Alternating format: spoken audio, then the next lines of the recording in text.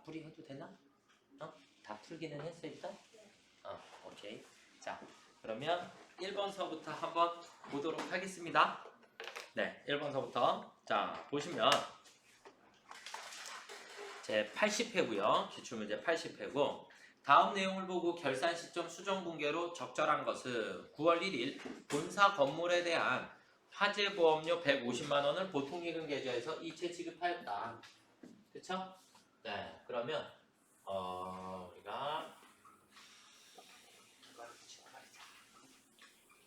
또 필요하면 다시 또 갖다 쓰죠.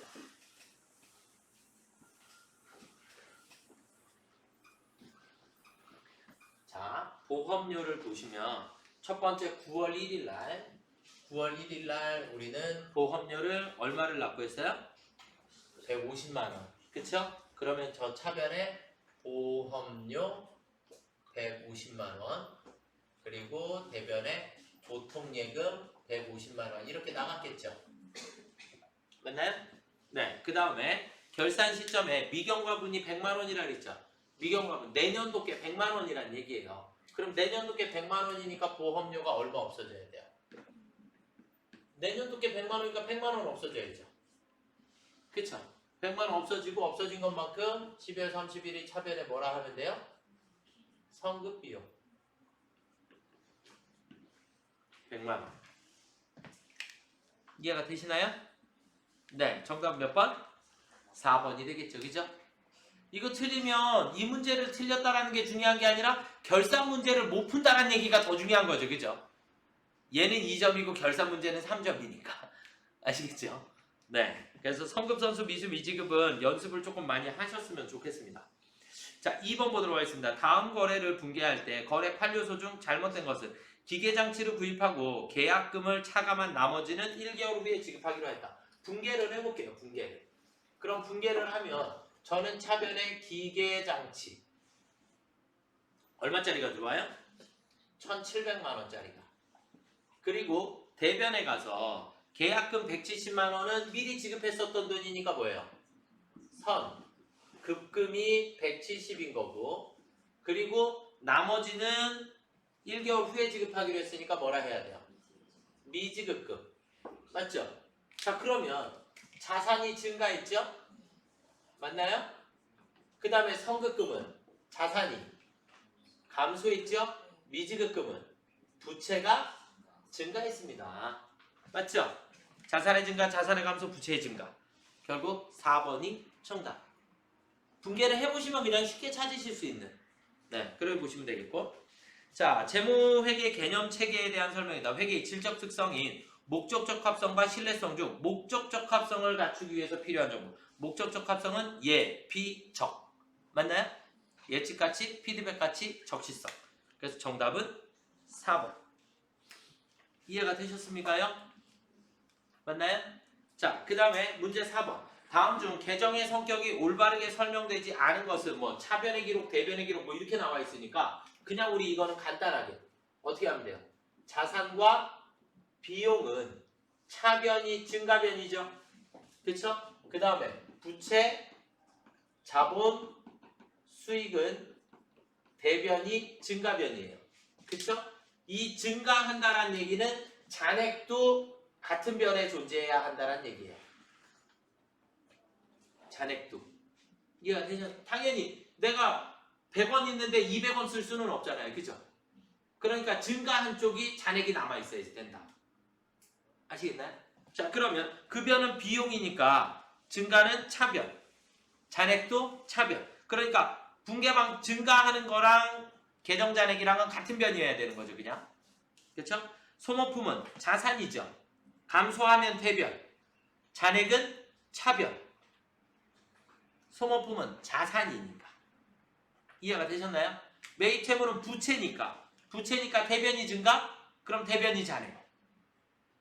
매출채권은 자산이니까 차변이 증가? 차변이 잔액. 감소하면 대변. 그렇죠? 그래서 정답은 2번입니다. 소모품은 뭐니까? 자산이니까. 무슨 말인지 이해가 되셨죠? 그래서 여기서는 증가되는 변에 항상 뭐가 남아야 된다? 잔액이 남아야 된다. 증가되는 변에 잔액이 남아야 된다. 이렇게 이해를 하시고 계시면 됩니다. 자, 그 다음 뒤로 한장 넘어가 보겠습니다. 문제 5번. 주식회사 미래는 8월에 영업을 개시하여 다음과 같이 거래를 하였다. 8월 말 현재 회수할 수 있는 매출 채권 잔액은 얼마인가? 회수 가능액을 물어봤죠. 이 문제가 여러분들이 문제를 푸시면서 매출 채권의 잔액을 물어보면 우리가 매출 채권이라고 하는 것은 외상 매출금 받으러옴을 얘기하죠. 맞나요? 네, 매출 채권은 외상 매출금과 받으러옴을 얘기를 하는데 중요한 건 뭐냐면 얘네들의 잔액을 계산할 때는 그냥 얘네들만 계산하시면 안 돼요. 왜요? 얘네들 밑에 얘네들에서 차감해야 할 뭐가 있어요? 대손충당금이 있어요. 대손충당금. 대손충당금은 매출 채권 중에 내년에 못 받게 될 것을 대손충당금이라고 하는 거죠. 그러니까 못 받게 될 걸 뺀 나머지 금액이 회수 가능한 금액이죠. 그렇죠? 얘가 회수 가능 잔액. 무슨 말인지 이해가 되셨나요? 네. 자, 그러면 외상 매출금 500만 원에 납품했고요. 하자가 발견돼서 10만 원 반품됐으니까 10만 원 빼야죠. 그 다음에 300만 원을 조기 회수하게 되어 5만 원을 할인해주고 현금 받았죠. 맞나요? 그럼 결국은 500만 원에서 310만 원만큼 빼야 된다는 얘기죠. 그런가요? 그럼 190만 원이 정답? 네. 지금 할인해준 거는 이 문제랑 상관이 없어요. 네. 왜 그러냐면 지금은 우리가 매출액을 계산을 해야 되는 문제가 아니고 매출 채권, 외상 매출금이 얼마가 남았냐 그걸 따지는 거니까. 여기에 만약에 대손충당금이 나오면 대손충당금도 빼야 우리가 잔액을 구하실 수 있다. 아시겠죠? 네, 그렇게 보시면 될 것 같고. 그래서 처음에 외상 매출금이 500만 원이라는 게 생겼고 10만 원은 반품 받았으니까 빼야 되니까 490만 원 외상 매출금 받으면 되는데 그 중에서 300만 원을 오늘 받은 거죠? 그쵸? 뭐 깎아주든 뭐 했든 외상 매출금은 일단 300이 줄을 거예요. 그죠? 그래서 190만 원이 정답입니다. 6번. 무형자산과 관련된 다음 설명 중 옳지 않은 것은 개발비는 개발 단계에 발생하여 미래 경제적 효익을 창출할 것이 기대되는 자산이다. 무형자산 취득가 원가는 매입금액에 직접 부대 비용을 가산한다. 무형자산은 직접 차감하여 상각하는 경우 무형자산 상각비 계정을 사용을 하게 된다. 영업활동의 사용을 목적으로 보유하고 있는 자산으로 물리적 실체가 있는 경우 4번이 답이네요. 실체가 있으면 유형자산이잖아요. 눈에 보이면. 그쵸? 오마이갓. 그쵸? 네. 자, 그 다음 매출 총이익을 계산하면 얼마인가 그랬어요. 그럼 매출 총이익은 매출액에서 매출원가 빼주시면 되죠. 맞나요? 그쵸? 그러면 매출액에서 매출원가를 빼주시면 되니까 일단 매출만 먼저 계산을 해볼까요? 매출 260만 원이라고 했는데 그냥 260만 원이네요. 맞죠? 매출은 다른 게 없으니까 260만 원. 그 다음에 여기서 우리는 매출원가를 계산할 건데 매출원가는 기초상품재고액 얼마래요? 70만 원. 그 다음에 순매입액을 계산해야 되니까 총 매입액의 운임은 어떻게 해야 돼요? 더해야죠. 그쵸? 운임은 원가에 포함해야 되니까 더해야 하고 매입 환출 및 애누리는 빼야 되겠죠. 그쵸? 그래서 2만 원 더하고 15만 원을 빼야 되니까 107만 원이 매입액이 되나요? 네, 107만 원이 순수한 매입액이에요. 아시겠죠? 매입식 운임은 어떻게 한다? 원가에 포함. 그 다음에 환출, 애누리, 할인은 빼주고 마이너스. 그래야 순수한 매입액이 나오니까. 그러니까 여기 있는 이 107만 원을 우리는 순매입액이라고 부르는 거예요. 순매입액. 아시겠죠? 자, 그 다음에 기말상품재고액은 얼마래요? 40만 원. 그러면 40만 원 빼게 되면 137만 원인가요? 그쵸? 137만 원. 그러면 매출액 260에서 137만 원 빼니까 얼마 나와요? 123만 원. 빙고. 이해되시죠? 자, 문제 8번. 자본잉여금으로 분류되는 것은 주감자, 감자차익. 정답. 그렇죠? 맞나요? 네. 그래서 자본잉여금은 무조건 외우시라고 했어요. 자본잉여금은. 그렇죠? 네. 보조부문의 원가를 배부하는 방법과 관련된 내용으로 틀린 것은, 우리 보조부문비를 제조부문에 배부하는 방법에 몇 가지가 있죠? 세 가지가 있어요. 그쵸? 보조부문비를 제조부문에 배부하는 방법에 세 가지가 있습니다. 세 가지 뭐뭐뭐 있었죠? 직접, 단계, 상호. 맞나요? 맞죠? 직접 배우법, 단계 배우법, 상호 배우법. 그래서 우리가 직접 배우법은 완전 무시. 단계 배부법은 우선순위가 있어야 된다고 했고요. 그 다음에 상호 배부법은 완전 고려한다. 그냥 이게 정답이죠, 그냥. 그쵸? 네. 직접 배우법은 무시함으로 계산은 가장 간편한 방법이죠. 맞나요? 1번 정답. 단계 배우법, 상호 배우법은 고려하고요. 단계는 일부 고려하는 거고 상호는 완전 고려하는 거고. 우선순위를 한다는 얘기 자체가 단계 배우법은 일부만 고려한다는 얘기예요. 그쵸? 얘는 완전 고려한다는 얘기고. 그쵸? 네. 어떤 방법을 사용하더라도 보조부문비 총액은 무조건 제조부문으로 가도록 되어 있고요. 그 다음에 보조부문비 배부 방법에 따라 이익이, 제품별 이익은 달라지나요?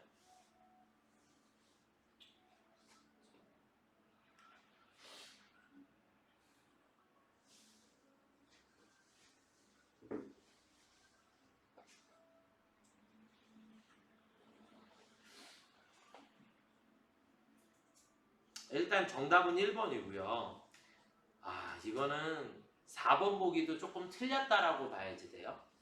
4번 보기도. 그래서 제품별 이익이 달라지나 이렇게 돼 있는데 제품별 이익은 달라질 수도 있고 아닐 수도 있고 그래요. 그러니까 달라진다라고 단정 지을 수는 없어요. 그러니까 부문별 원가 계산은 제조간접비 금액은 어차피 똑같이 산정한다라고 보는 거고, 이것을 우리가 다시 세분화해서 계산을 해볼 뿐이거든요. 그런데 우리가 장소별로 구분을 했지 얘를 제품별로 나누지는 않았거든요. 그렇기 때문에 제품별의 이익이 달라진다라고 보기에는 조금 어렵습니다. 제품별로 구분하기는 어렵기 때문에. 제품별로 구분을 안 하려고 우리가 이 부문별이라고 하는 걸 하고 있는데 제품별로 또 나누게 돼버리면 문제가 조금 생길 수도 있다라고 보여집니다. 아시겠죠? 네. 근데 원가 계산 결과는 달라질 수 있죠. 그 원가라고 하는 것의 의미가, 제품별 원가는 아니에요. 제품별 원가는 우리가 어떻게 되는 거냐면, 얘를 원리를 다 전체를 설명을 조금 드리면, 우리가 제공품이라는 계정을 놓고 봤을 때,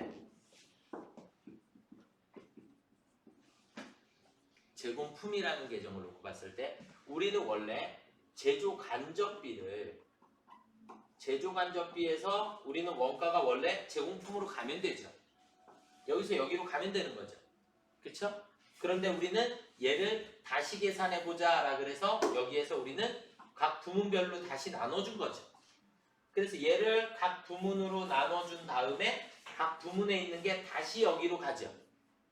그쵸? 그럼 볼게요. 제공품에는 기초가 있고 재료비가 와야 되고 노무비가 와야 되고 제조 간접비가 와야 돼요. 제가 왜 이렇게 그린 거냐면 이 제공품 안에 개별원가 계산은 우리가 A 제품, B 제품, C 제품 이렇게 제품별로 나누어 줄 수 있으니까. 이해가 되시나요? 그러면 여기에서 넘어가야 하는 제조간접비는 이 금액은 여기에서 제품별로 구분이 됐어요? 부문별을 했다라 그래서 제품별로 구분이 된 것은 아니다라는 거예요. 무슨 말인지 이해되시나요? 그러니까 부문별 원가 계산은 각 부문에서 제조간접비가 얼마나 생겼는지를 조금 세분화해서 우리가 분류를 다시 해보자라는 거지, 이것 때문에 각 제품에 들어가야 할 제조간접비는 안 바뀌어요. 왜 그러냐면 여기에서 계산이 돼서 넘어온 금액은 이 금액하고 같죠? 맞나요?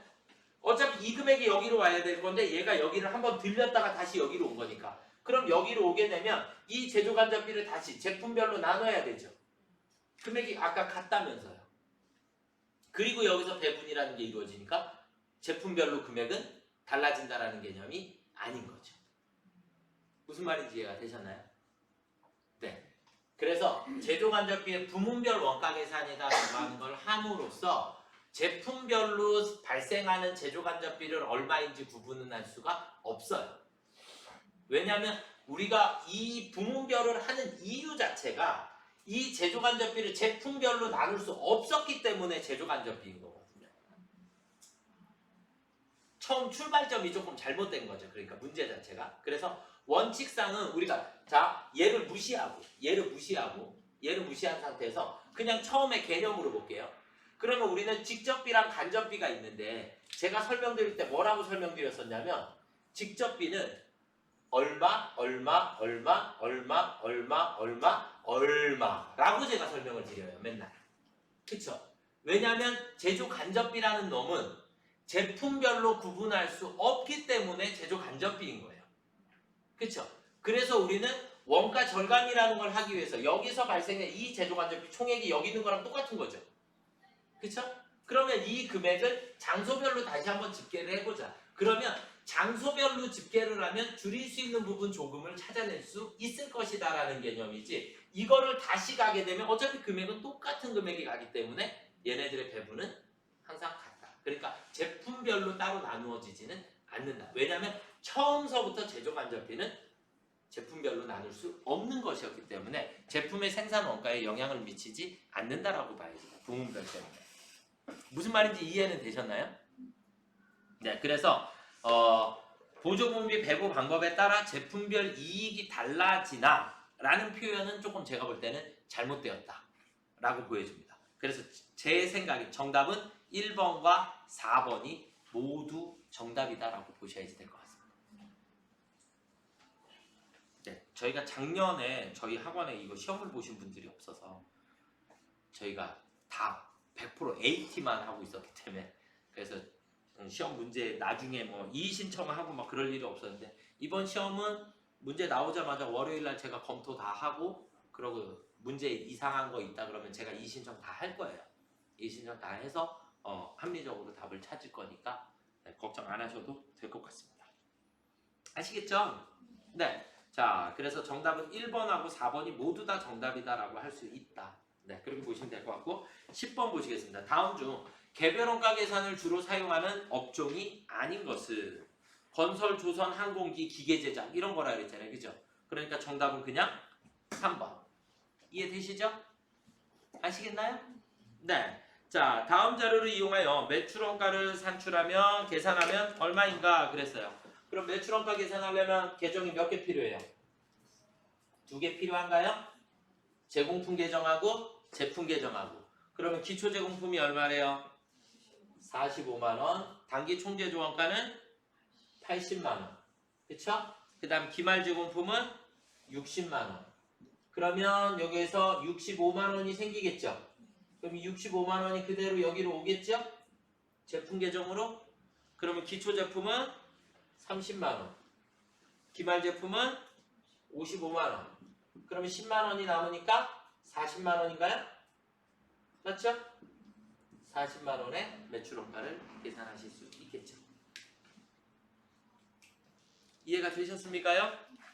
예. 정말 시간이 조금만 허락이 되신다면 59페이지에 있는 T자 계정을 제발 외우시기 바라겠습니다. 지금쯤이면 원래 다 외워져 있으셔야지 돼요. 그래서 원가 외계는 어차피 T자 계정만 외우셔도 한 문제, 두 문제는 맞추시니까. 아시겠죠?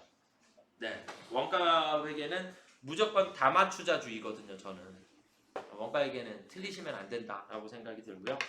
자, 12번. 다음 원가에 관한 설명 중 틀린 것은 제조원가는 직접 재료 원가, 직접 노무 원가, 제조 간접비를 말한다. 직접 재료 원가는 기초 원재료, 단기 원재료 매입액 더해서 기말 원재료 빼시면 되죠. 원칙상은 이러면 재료비 소비액이 나오는 거고 직접 재료비도 있고 간접 재료비도 있지만 그냥 재료비를 직접 비다라고 본 거예요. 문제상에서. 직접 노무 원가, 제조 원가를 합쳐서 제조 간접비를 합치면 가공 원가죠. 그죠? 기본 원가가 아니라 직접 원가를 기본 원가라고 하는 거예요. 그죠? 네, 그래서 정답은 3번입니다. 제조활동 이외에 발생하는 원가를 비제조 원가 800번대라 그랬죠? 그렇습니다. 2기 부가세 확정 신고 기한으로 오른 것은? 2기 부가세 확정 신고 기한은 무조건 내년도? 중간에 폐업을 했네요. 폐업을 하면 무조건 언제까지? 다음 달 25일까지.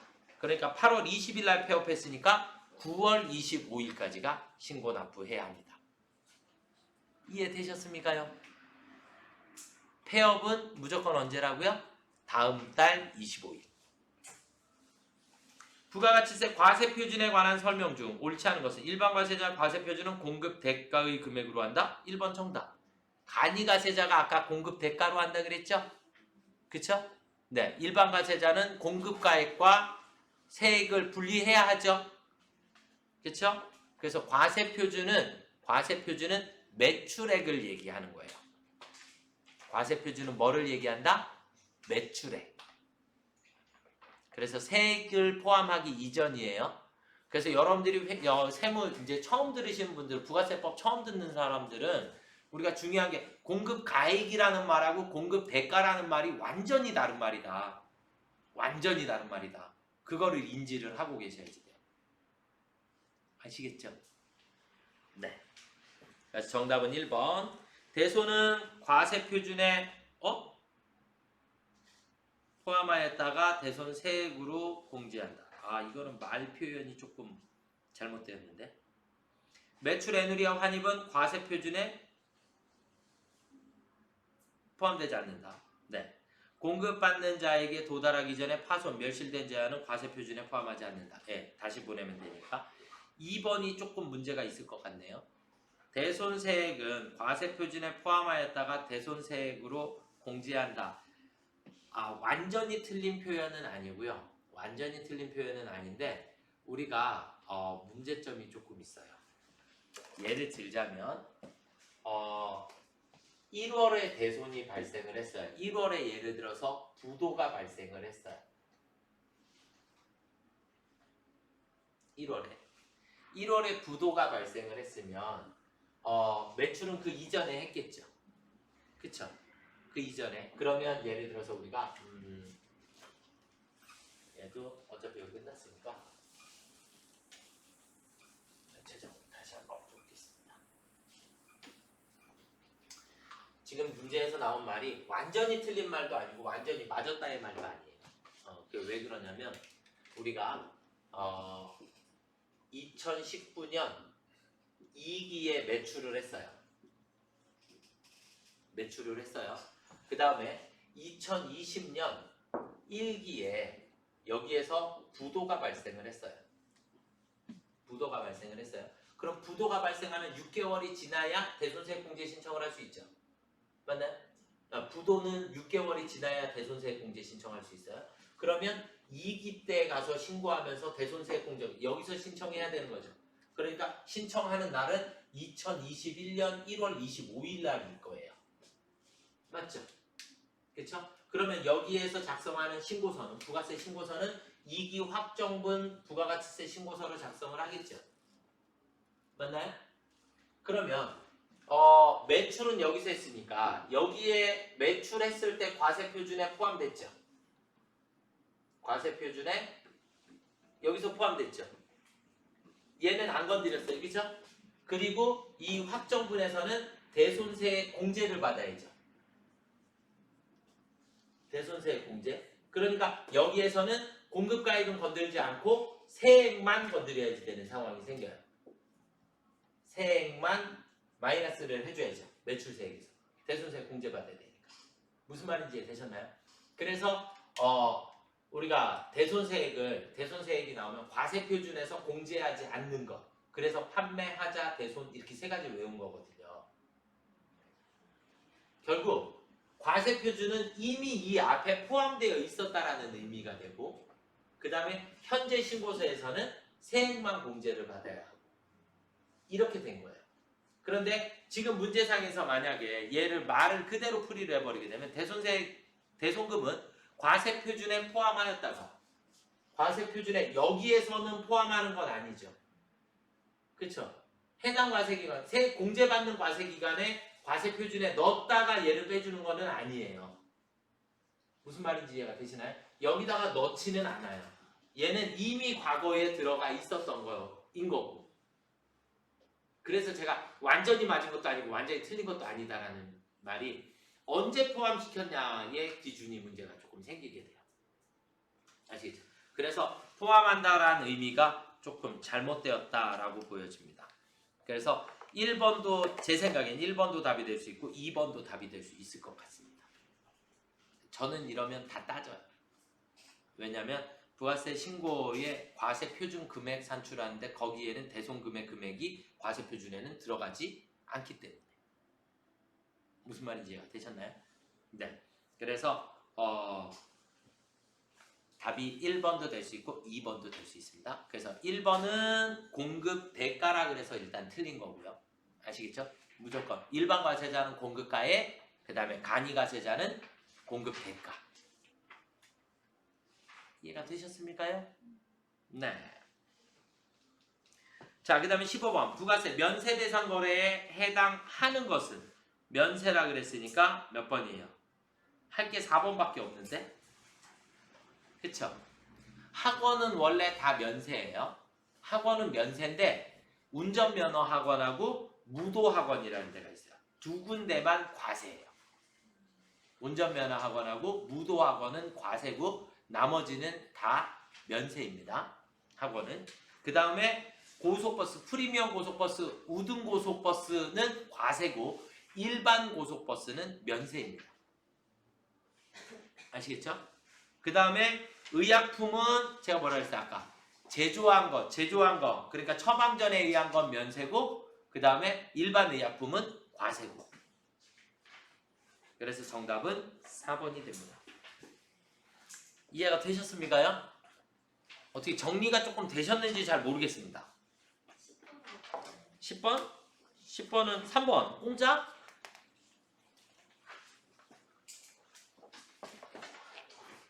이해되셨습니까요? 네.